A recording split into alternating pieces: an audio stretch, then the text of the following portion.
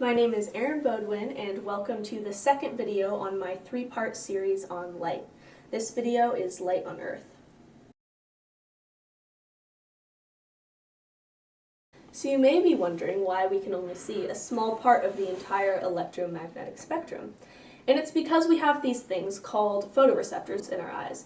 We have three. We have blue, red, and green. So with those three cones, we can see all the colors you could possibly imagine. And dogs, for example, don't have their red cone, and that's like a lot of colorblind people too are missing their red photoreceptor.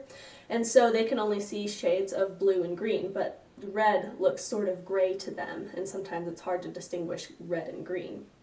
And then other animals like butterflies have 5 photoreceptors, so they can see the entire spectrum that we see, plus distinguishing between more colors that would look like the same shade to us and ultraviolet light. And then there's the mantis shrimp, which has a record-breaking 12 to 16 photoreceptors in its eyes, which means that it can see the entire light spectrum we see, it can see ultraviolet light, it can distinguish between more shades, and it can see polarized light and circularly polarized light.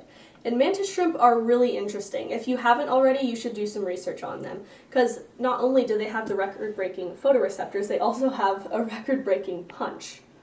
Last video, I talked about how light acts as a wave, and sometimes you'll hear that light is made out of photons, which is a kind of particle, and what this means is that when light is absorbed or emitted, the energy of the wave comes in lumps. And the energy of these lumps, or quanta of energy, depends on the frequency. The higher the frequency, the more energy per photon, so higher frequencies of light are more dangerous. If very high energy light could reach Earth, none of us would be here today. So that's why we have our atmosphere. It's a perfect mixture of gases that gradually gets thinner until it reaches space. It's composed of 78% nitrogen, 21% oxygen, and 1% other gases. And our atmosphere absorbs all the high energy photons and prevents them from reaching us. The ozone layer in our atmosphere is what protects us from a lot of the harmful rays of light from our sun. So our atmosphere blocks out most UV light, or ultraviolet light, and it blocks out all X-ray and all gamma ray light. So to study these, scientists have to send up detectors in weather balloons or rockets or satellites to get above the atmosphere. High-frequency light can be dangerous because with prolonged exposure it can cause cancer and even destroy DNA. And we even see this with light that's high energy but not nearly as high energy as like gamma ray or X-ray. But even UV light can cause cancer. That's what gives you sunburns. So in that 1% of other gases I mentioned earlier in our atmosphere is carbon dioxide. And carbon dioxide acts as a smothering blanket around our Earth. So how it works is solar radiation or light passes through the Earth's atmosphere.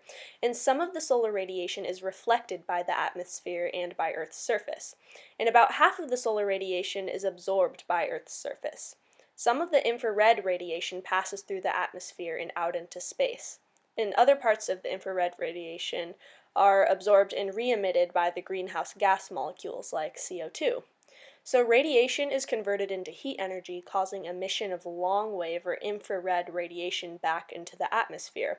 So since CO2 absorbs infrared light and reflects it back onto the Earth, then the more CO2 there is, the hotter the Earth will be. That's what people refer to when they say the greenhouse effect. So when Earth was forming, most of the carbon dioxide was absorbed by the oceans and stored in rock, and still is today. But we have been emitting carbon dioxide into our atmosphere faster than the oceans can absorb it. And since the Industrial Revolution, we've increased the carbon in our atmosphere by 40%. So this is and will drastically affect the climate of Earth. Besides how the rise in carbon dioxide emissions correlates directly to when the Industrial Revolution started, it can be proven that this is a problem caused by humans because of stats taken yearly. So 500 million tons of CO2 enter the atmosphere per year from natural causes like volcanoes. But compare that to the 30 billion tons of CO2 our civilization is putting out per year. CO2 is the main regulating gas of our global thermostat, and we are getting frighteningly close into pushing our atmosphere into a state that we will never be able to recover from. Thank you for watching. That was Light on Earth. And the next video is going to be light in astronomy. So get excited. We're going to talk about how we know so much about stars just from the light they emit.